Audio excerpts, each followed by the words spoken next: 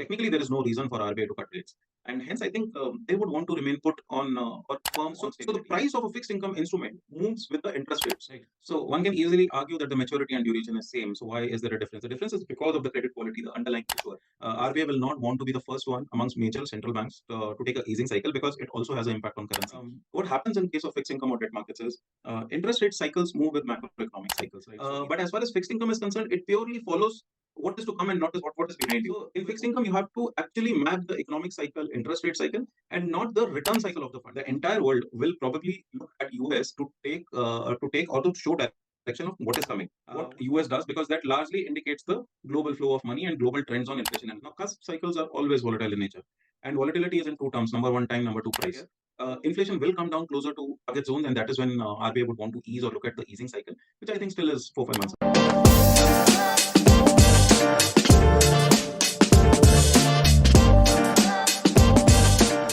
Daulat, where we aim to deconstruct the seemingly complex world of finance and empower investors to take better and relevant investment decisions. My name is Varun Fatehpuria, and I'm the founder and CEO of Daulat Wealth Management. Today, we are pleased to be joined by Akhil Mittal, Senior Fund Manager of Fixed Income at Tata Mutual Fund. Akhil manages debt funds, including ultra short term funds, short and long duration funds, and fixed income allocation in hybrid portfolios. Akhil started his career in 2004 with Rallis Limited in the Treasury Department, looking after working capital management, treasury management, and banking and investments.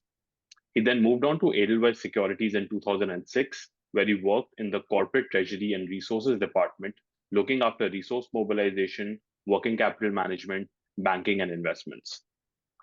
He later joined Canada Robeco Asset Management in 2008, where he managed various fixed income portfolios, including money market funds, duration funds, and hybrid funds. He's a BCom graduate and holds an MBA from University Business School. Akhil, it is an absolute pleasure to have you join us on our show today.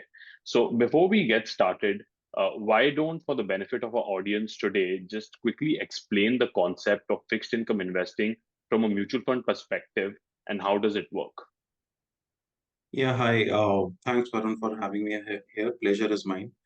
So, in mutual funds, generally, it is associated with equity investment, market investments, but mutual funds also have fixed income investments as a product. Now, fixed income investments is like any person going to a bank, opening up a fixed deposits, or you buying a bonds in the market. So that's a debt market or a fixed income investments, wherein the assumption or the underlying objective is to get a fixed kind of a income or a fixed kind of a carry the moment you do a purchase decision. Now, in mutual funds, there are various products which cater to such demand of fixed income or coupon. Now, the only difference is mutual fund investments are all mark to market, so you do not have a fixed coupon. But the similarities are as follows. Suppose you go and buy a 5-year bond. Similarly, in mutual funds, there would be various schemes which invests in similar kinds of bonds. So we have in mutual funds, liquid funds, various funds in terms of nomenclature, which buy various instruments, invest in various instruments like money market instruments, commercial papers, certificate of deposits issued by banks, corporate bonds, non-convertible debentures, government securities, state development loans. So now, depending upon scheme, the allocation in these products happen from fixed income schemes. Broadly, if you have to see, fixed income investments in mutual fund is basically divided into two categories. Broadly, there are many categories as defined by SEBI, but broadly, the differentiating factor is number one, the category of schemes or the bunch of schemes which have a particular kind of a duration, which means basically, there is a floor and cap of duration, which means कि आप कितनी maturity का paper ले सकते हो, whether you can buy a 6 months paper or a 2-year paper or a 5-year paper, so on. The second broader category is, the constitution of the fund, which does not has any limitations with respect to duration, but it defines which kind of instrument or what kind of papers you can buy. Suppose gilt funds, GSEC funds, they can buy only government securities. So money market funds, they can buy only money market papers like corporate bonds and commercial certificate of deposits and commercial papers. You have banking and PSU funds, which can invest only in instruments issued by banks or PSUs. So these are two broader categories. Now, within these, various schemes are there. Now, these schemes invest in various instruments as measured, and then the return that is generated by the scheme is given to the investor. These are very similar. The nature of the product is very similar to any other fixed income investing that we do. The only difference is these are not assured, and the movement happens with the market. When I say market, it means the broader interest rate movements in the economy. So mutual fund fixed income truly reflects the current interest rate and expected interest rate regime in the economy, as opposed to other traditional products which are largely fixed in nature and remain static for a longer period of time. So, as you correctly pointed out, Akhil, obviously there are multiple different categories of debt mutual funds depending on the interest rate risk that an investor is willing to assume. So, today, let's say a layman investor today is convinced that he wants to go and park some money out of its fixed income allocation, move that money away from FD, and look at debt mutual funds as a potential alternative. But the moment he steps into that, he sees that there are at least 10 to 14 different kind of categories within that itself, right? How does an investor today make sense of what exactly this interest rate risk or duration that you're talking about, and which category of investments is a suitable option for them? Because let's be honest, when we are looking at fixed income, people are not really looking to take that risk. But we know that there is a certain amount of risk when we're talking about duration investment. So, how do investors make sense of this? Sure. So duration risk is nothing but you know um, the maturity profile of the instrument or the maturity profile of the fund or the scheme that you want to buy. In simple terms, if you have a 2 year money, you would want to match your assets with that 2 year. If you have a 3 year money, you will have to match your assets. If you have a 6 months money, then of course you can't buy a 2 year asset, right? Then you will try to match it with a 6 months kind of a asset. So the prima facie, the first objective or the roadmap should be to match your holding period with the interest rate risk, that is the maturity or the duration of the scheme. So if you have a 2, 3 year, 5 year money, you can go in for longer duration funds which have duration of 2, 3 or 5 years, right? So they match with your holding horizon. And if you have a smaller holding period, let's say 6 months, 1 year, then of course you should not venture into very high risk or a high duration scheme unless until you understand the nuances which go behind movement of interest rates. For a layman, I think it's important to match. The reason being, so the price of a fixed income instrument moves with the interest rates. So let's say if interest rates, you buy an instrument today and the interest rate goes up, uh, then you actually incur a loss because there is a mark to market element. It's like you bought a paper at 8%, and after 1 month, the yield of that paper went to 8.25. Now, since you have already bought at 8%, you will have to incur a MTM loss on the pricing of the paper. But the accrual, everyday accrual after this MTM will move to 8 quarter. So the idea is whatever you are holding, that accrual should reflect the current market price, and rest everything is mark to market. So if you have a 2, 3 year money, you can of course go up and buy a longer duration paper because that will give you a higher accrual vis-a-vis a shorter term paper. And if you have a shorter term, you buy a shorter term paper. The There are various factors which move interest rates, right? And these are basically top down or macro factors which are larger determinants of interest rate movement. Inflation in the country, in the economy, fiscal deficit of government, current account deficit, how the currency is behaving, how global macros are behaving, how crude price is behaving. So it's a thing which has many determinants or many factors influencing. Now, if you can judge the interest rate cycle perfectly, then probably you can take a higher risk call. But if you are more into a allocation mode where you don't want to have extraordinary risk or a greater certainty of achieving your objectives, I think the bottom line should be you should match your holding period with the duration risk of the scheme. So if you want to invest for 3 years, then you can invest in duration of 2 to 3 years. If you want to invest for longer period, you can go in for longer periods.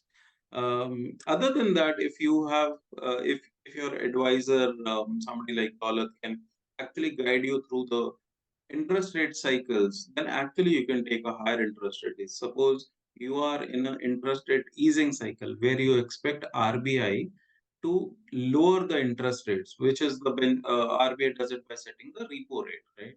So if you expect RBI over a period of time to lower the interest rates, which means that if you have higher duration, you will get higher gains, right? That is a cycle that you would want to capitalize. I think unless and until a investor is very informed about the macros, uh, one would need hand holding from a wealth manager or an advisor like Daulat, who can actually then guide the investor through many cycles, interest rate cycles.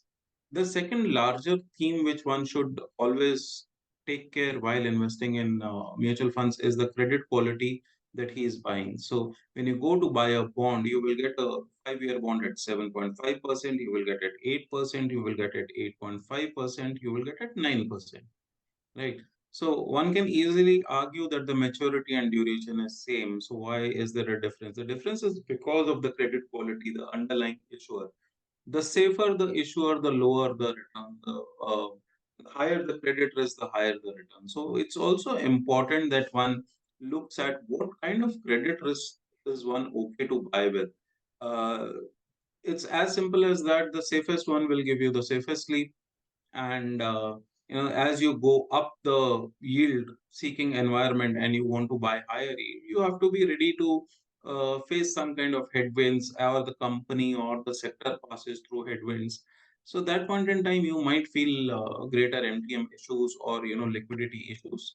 So that is one more important thing which one keeps has to keep in mind. Broadly, duration to match with your holding, and credit quality to match with your threshold of risk appetite. Those two things should largely determine where you invest.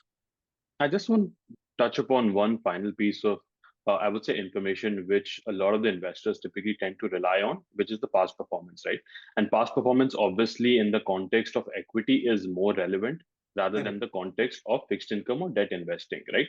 So you talked about how you should match your duration of investments with the duration of the fund, look at the Correct. credit quality of the paper. So all Correct. of these are more forward-looking Correct. indicators rather than relying on a past performance of data. Correct. So, Akhil, for the benefit of our audience today, if you could just touch why looking at past performance data in fixed income investing is not a good way of selecting a particular category or a fund. Correct. So, Varun, what happens in case of fixed income or debt markets is interest rate cycles move with macroeconomic cycles, right? So, either you will be in a cycle where interest rates keep coming down, or you will be in a cycle where interest rates stay flat, or you will be in a cycle where interest rates keep moving up. This is dependent upon how the central bank, which is RBI in our case, wants to manage the interest rates in the market. Now, what happens in case of a mutual fund? Let's say live example. 2022, we saw lots of rate hikes done by central banks globally and RBI also. And since then, we haven't had a cut. So if you do a rear view mirror and see what has been a 1 year, 2 year, 3 year return, it will not be a very happy picture, simply because as interest rates rise, your earlier investments give you subpar returns, right? So if you had bought at, let's say, 2022, you bought a bond at 6%, a 5 year bond. Today that bond is trading at 8%. So you have made 6% for 2 years, that is in your accruals, but you have also lost 2% on next 3 years, which basically means your returns would be very low. Now, if you consider that fact and say, because this particular debt product or scheme is giving low returns, so it is not good performance, that is not the right barometer. Because going forward, if you think that interest rates are going to go down from here or stay flat, then you have to see what is the current level of interest rate that you are buying. So rear view mirror driving is okay as far as equity is concerned, but as far as fixed income is concerned, it purely follows what is to come and not is what is behind you. So if what is to come is a flattish or a easing cycle, go ahead and buy. If what is to come is a tough cycle, then you would want to have a lower duration. For example, let's say a cut cycle in 2020. Right. So in 2020, if you had invested and 2021, your returns would have been great because the RBI cut the rates. Right. In 2021, if you had invested then, looking at rear view returns, then by 2023, your returns would have been very low because your starting point in interest rates was low and the direction interest rates will go thereafter was towards higher, which means you would have incurred losses, capital losses. So in fixed income, you have to actually map the economic cycle, interest rate cycle, and not the return cycle of the fund because fund has a mandate to invest in a particular duration or a category of instruments as I had mentioned earlier. It will continue doing that. So if you just see how it has performed in the past, it will not give you a correct picture because it will purely be determined by what is coming ahead and not what is gone So clearly, obviously, this one singular data point on the RBI's repo rate is a key decision-making criteria. If behind. investors are able to make sense of what the cycle of the interest rate is and what are Absolutely. the projected outcome for the interest rate. So coming back, we just had the recently concluded Monetary Policy Committee where RBI again remained status quo on withdrawal of accommodation. And for the benefit of our audience, again, RBI is taking a stance that they are still willing to hike rates to bring inflation back to the medium term target of 4% plus minus 2, right? That is what RBI effectively intends to achieve by using this monetary policy tool, and why all of the market participants are so glued on one key data point and what the projections are. What are you making sense of the recently concluded MPC meet, where one of the members want a neutral stance, where others, 5 out of 6 members, still are advocating for a withdrawal of accommodation? Uh, it's a very good question, Varun. It's important to see where the central bank is coming from and how it is viewing, right? So in India, Monetary Policy Committee has a legal target of achieving 4% inflation on a medium-term durable basis. Uh, Now, over on that, there is a leeway of 2% either side, given the cycles of economy, and you don't expect central banks to act on every data in the economy. Now, given that band, RBI has to maintain a particular level of interest rate such that number one, inflation remains in that band, and number two, over a period of time, it continues to coming towards that target of 4%. What has happened is since 2022, now if you go back and see 2008 to 2020, that was a cycle of extraordinary low interest rates, primarily driven by West and tons of money. Then by 2021, inflation came back, and inflation is the most dangerous macroeconomic animal known to policy setters. Um, by 2022, all of them started hiking rates, and they hiked rates pretty sharply. US did by 550 basis points. We hiked by around 250 basis points. So there was a very sharp rate hike cycle. The idea was to get inflation at the targets, right? So from peak of inflation in 2022-23, as where we stand now, globally and locally in India, inflation has come down quite a bit. Having said that, it has still not reached the target level anyway, right? My sense is after having given the economies and markets such a sharp impact of rate hikes, no central bank would want to risk going wrong again, which basically means you start cutting the rates now, and then for some reason inflation goes up again, and then you look like a fool, right? It's not a very happy state to be. That after fighting or after giving such a high dose to the economy, you prematurely cut the rates, and which caused inflation to go up. My sense is all around the world, the large central banks want to be very sure that they are going to achieve the inflation targets before acting or easing on policy. Now, when I talk about policy setting, it's a slightly complex equation in terms of number one, the two targets or the two objectives are inflation management and managing growth. At the same time, the benchmark to be considered is also real rates in the economy, right? Now, as long as your growth is decent or relatively better, and inflation is still not within the target, I don't think that any central bank would want to ease, right? If one has to ease with inflation still above in targets, then the growth has to be a reason that growth has faltered dramatically, and hence central bank needs to support growth, and hence they will take a slightly lenient view on inflation and cut rates. Well, currently that's not the case.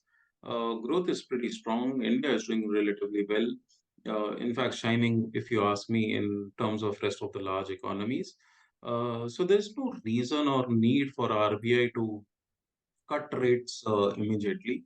They'll rather wait it around, be sure that the inflation targets will be met, especially when the growth projections are strong.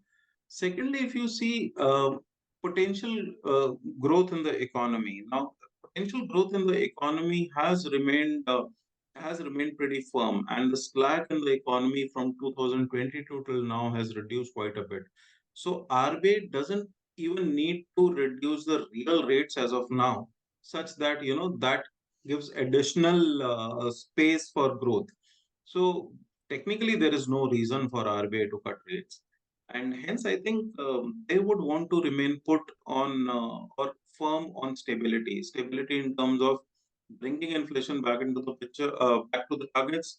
Uh, Growth remains strong, and over a period of time your medium term macros become so strong, as RBI has managed so far in last 5 years, that you really are not perturbed or not affected adversely by global spikes. This is, I think, the policy that they will continue adopting, and they will not be the first one to cut rates. RBI will not want to be the first one amongst major central banks to take a easing cycle, because it also has an impact on currency.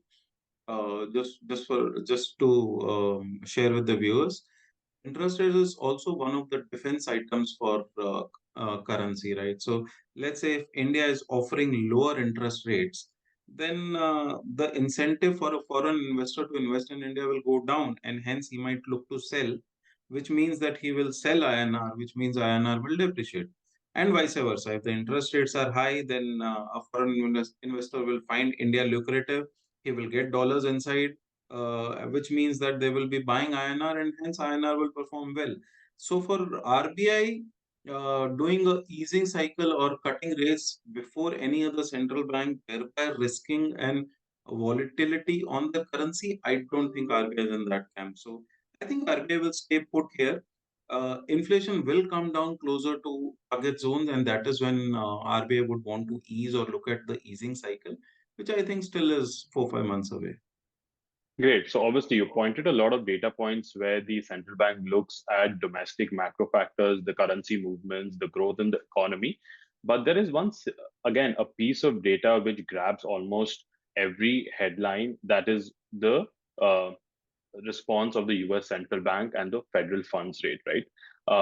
For the benefit of our audience, Akhil, again, I mean, if you could give some sense as to why it is so important that typically if history is any precedence, it only starts cutting rate, the RBI starts cutting rate after the federal bank of the United States takes the lead.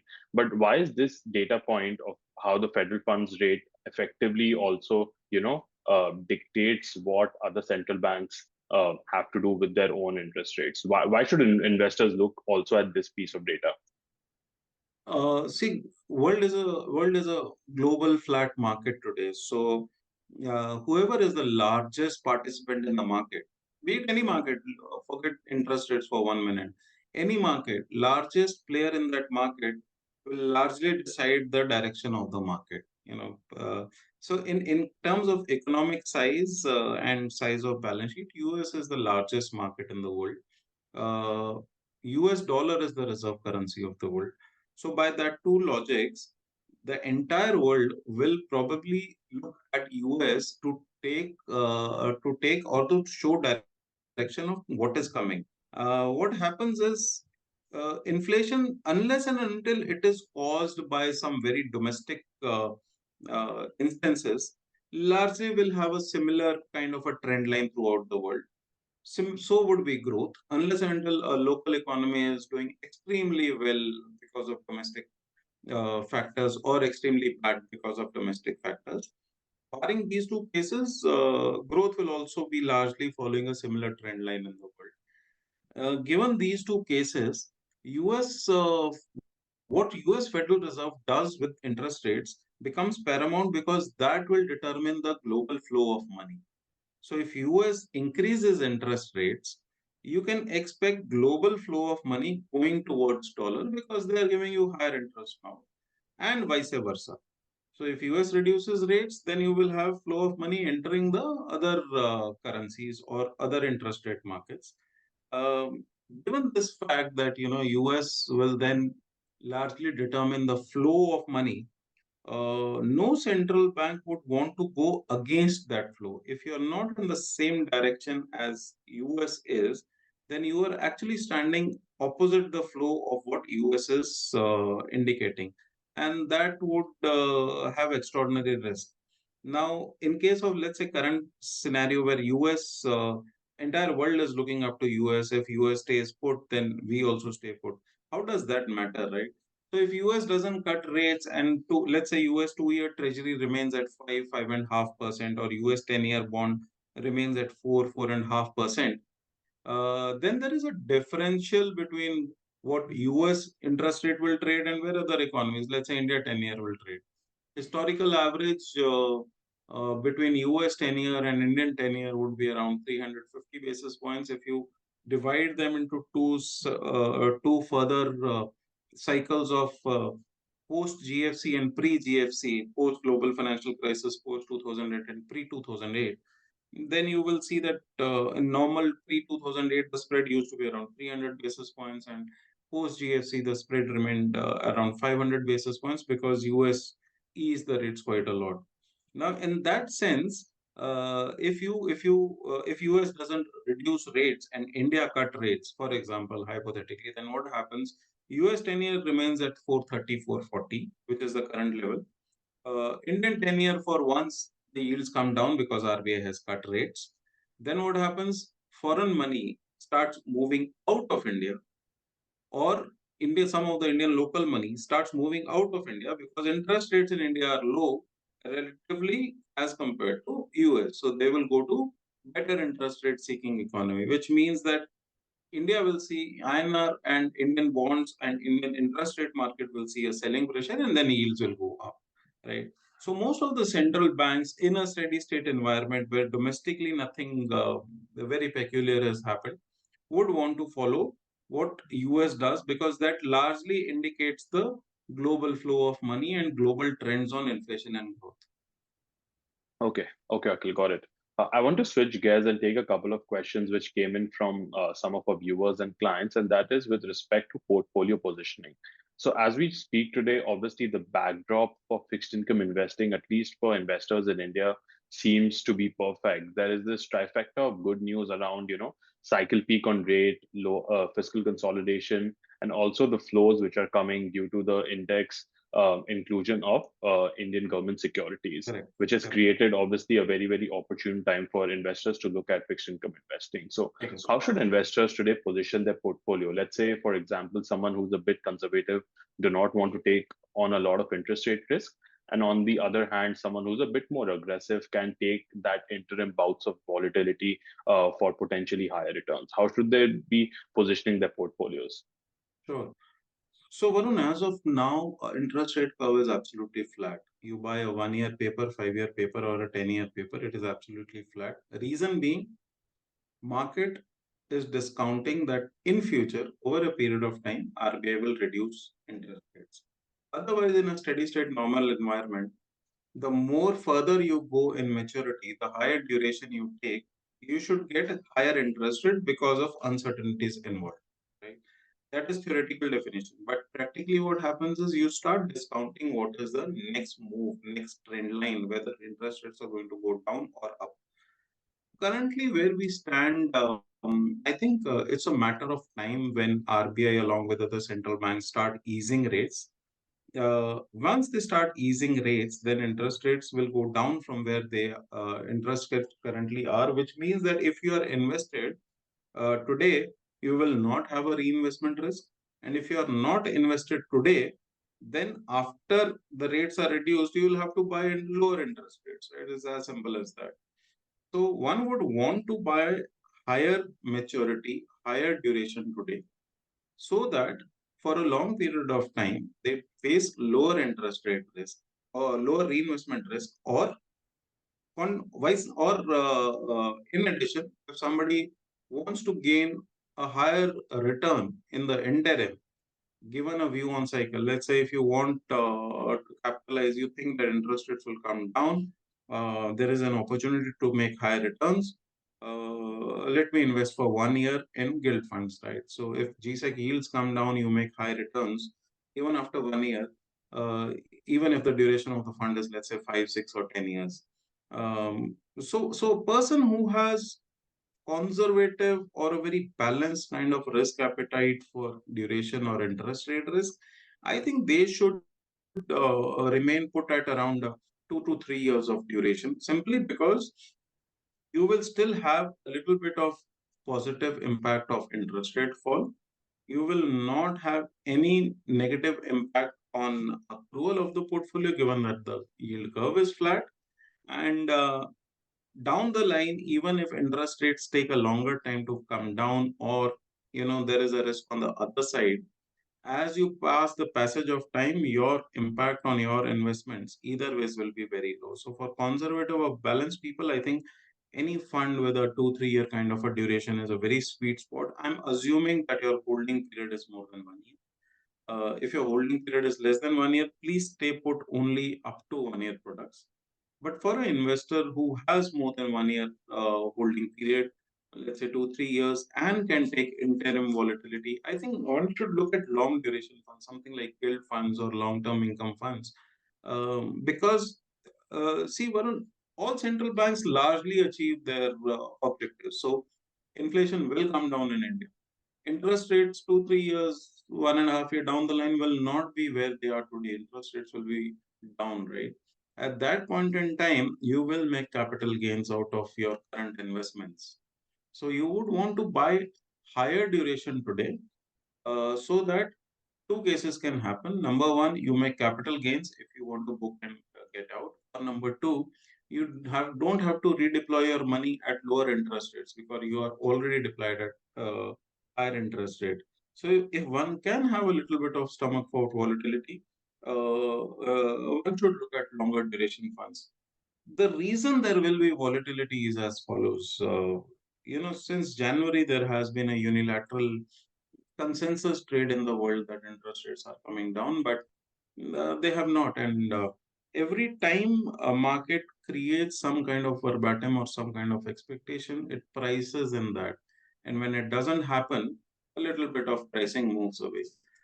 We are coming out of a very large hike cycle, very sigma kind of events, which were like COVID and then extraordinary hiking cycle. Now we are at cusp of end of hiking cycle and start of easing cycle. Now cusp cycles are always volatile in nature, and volatility is in two terms: number one, time; number two, price. So if you have a longish holding horizon, then your ability to withstand shocks is higher. And if you have a greater appetite for price impact in near term, if you believe that you will make higher returns or decent returns in longer term, I think one should go in and buy long duration funds. Yield funds make amazing choices. So Great. Akhil, this was extremely informative. I hope our viewers, listeners, and all of our clients found this extremely useful. Just to sum up the discussion that we had, obviously, fixed income as a concept in the mutual fund perspective is a lot more nuanced rather than going and putting your money with a bank and a fixed deposit and getting that assured rate of return. Yes, there is a certain level of security in both of these instrument choices, and each of them come with its own set of pros and cons. And it is for the viewers and the listeners and the investors, more importantly, to weigh those pros and cons, understand their own risk appetite, and see which investment option is best suited for their financial goals, rather than relying simply on the returns and what is shown on paper. So yes, I hope all of our listeners did find it extremely useful. We had someone directly from the industry to speak to all of you and give you a direct look into fixed income investing. This is something that is catching on with a lot of the investors today. Amphi has come up with its own set of ads that is being shown across IPL as to mutual fund is not just related to equity investing but also debt and fixed income investing. So Akhil, thank you so much for doing this, and we look forward to having you back on our show once again in the near future. Sure, Varun. Thank you. Thank you so much for having. And to all our listeners, if you enjoyed this episode, please feel free to give a thumbs up and leave a comment in the comment section below. And we'll watch you in the next one. Thank you. Mutual fund investments are subject to market risks. Read all scheme related documents carefully.